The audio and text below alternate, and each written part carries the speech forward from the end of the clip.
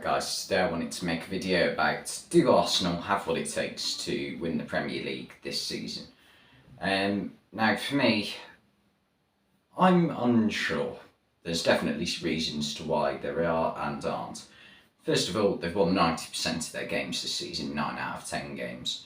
And yeah, I mean, first of all, that's incredible. The only game they've not won is they lost 3-1 at Old Trafford in September, which, I mean, anyone can lose at Old Trafford at any time, to be honest, because even when United aren't in form, like the intimidation of just being at Old Trafford can get to players, even like a young group like Arsenal. I mean, like, yeah, that you can understand it. I mean, everyone has an off day as well, and United did play very well that day. It's important to point that out.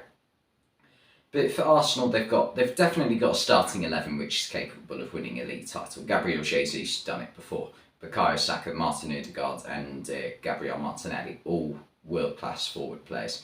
Granit Xhaka, best central midfielder in the Premier this season so far. Thomas Partey, world-class holding midfielder, has done it for many years now at Arsenal and Atletico Madrid. And they've got a very solid defence at the moment. And yes, it's inexperienced, but they've got players like Zinchenko and Tierney at left back, two very good left backs.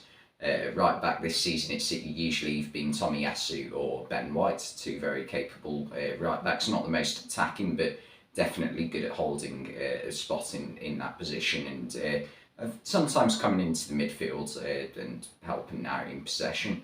And William Saliba has been awesome so far this season. Gabriel's made a few mistakes at times, but again, like he's still definitely good enough to have a place in their starting 11. And Aaron Ramsdale, really, really good goalkeeper, and is very much capable of making a wonder save, like he did multiple occasions last season and has done already this season. The one that stands out to me is the one against Leicester.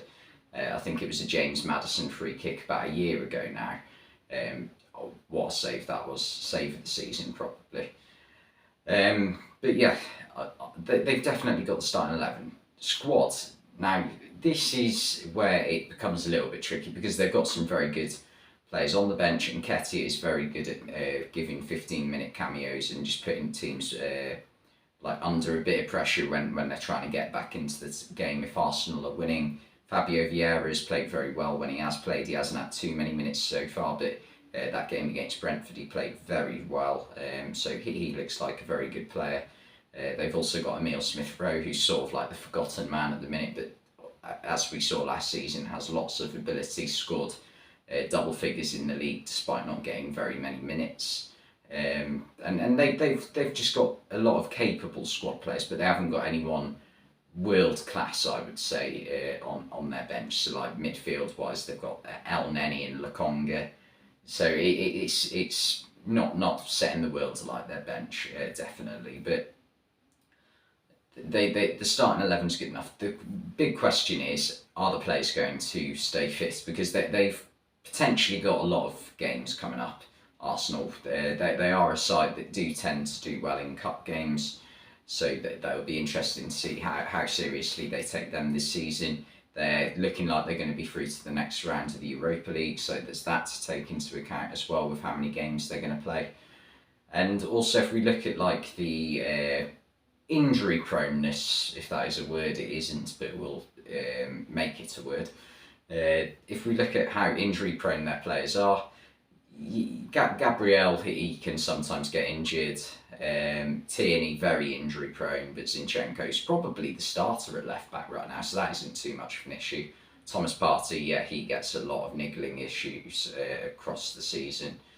And but in their attack, Martinelli, yeah, he's had his injury problems since he's been at Arsenal, but they've mostly been long-term problems, I think. So they don't actually have too many players that you would class as sick notes, if that makes sense. Players who are constantly having problems with muscle injuries or things like that. So that's definitely a good thing for Arsenal. But yeah, also you've got to take into account, are players consistent enough? Can they hold this run of form for a long period of time? And you have to look at players I would say, like Granit Xhaka, who is playing ridiculously well at the moment, but we know throughout his Arsenal career has had definitely downs as well as ups. I think a lot of Arsenal fans have spent the first 4 years or so of his possibly 5 years of his Arsenal career just complaining about some of his ill-disciplined performance. I think it's fair to say. So yeah, that there's definitely that to take into account as well. But I'm going to give my answer. I think Arsenal are capable of winning a league title this season, and the reason for that is it's down to how well they've played so far. But I think also the teams around them have showed this year that they are capable of dropping points in unlikely situations. Like if you look at Manchester City so far, I think every big game, bar that Liverpool game that they've played so far this year, I think they've won. I don't think they've had too many big games, but they've beaten Man United. Who else have they played? I think that's the only big game they've had so far, actually, bar Liverpool. So they've lost to Liverpool, and they've also dropped points to Newcastle and Aston Villa. So they're definitely capable of dropping points. That Aston Villa one, like Aston Villa are shocking at the moment. Steven Gerrard's just been sacked because of how bad they've been playing. So that you wouldn't expect them to drop points there. So if teams around them are dropping points, Tottenham have had the best start they've had to a season ever, I think, in the Premier League era, and yet they're still about 4 points behind Arsenal with a game played more, I think. So Arsenal have a game in hand on them as well as being 4 points ahead. So they're not going to be much of a problem. Liverpool have had a relatively poor start to the season, although it does look like they are getting some form back at the moment, so that could be a potential problem. Chelsea, under Graham Potter, they've had a good start under Potter, but under Tuchel at the start of the season it was average, I think is the right word. So it'll be interesting to see how they do for the rest of the season, because I don't think Potter's really had any big tests yet in Premier League. Obviously beating AC Milan twice is definitely an achievement. And who does that leave? That leaves Man United, who over the past 6 or 7 games have been in good form overall, but it showed at the start of the season there will still be holes in their team throughout the season, I think, anyway. So yeah, I think that's another thing to take into account about Arsenal. Can they do it? The teams around them are capable of dropping points. So I'm going to give my overall prediction, not just are they capable, because I think they are capable, but will they?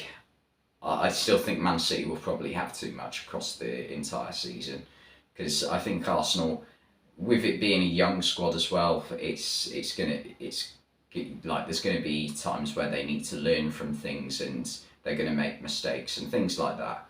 So yeah, my prediction is Man City will still win the league, but I think Arsenal will not be too far away anyway. Thanks for watching this video, and I'll see you next time.